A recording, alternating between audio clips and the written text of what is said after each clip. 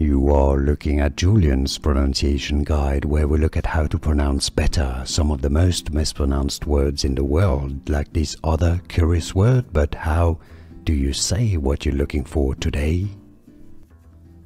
We are looking at how to pronounce this word, meaning black in German. This is also a fairly common name, family name. So how do you say it? For reference, in German, black is said as Schwartz, Schwartz, but the name in English is generally said as Schwartz, Schwartz. Here are more videos on how to pronounce more confusing words and names too many mispronounced. Like this video if you found it useful. I appreciate your support. I'll see you soon and thanks for watching.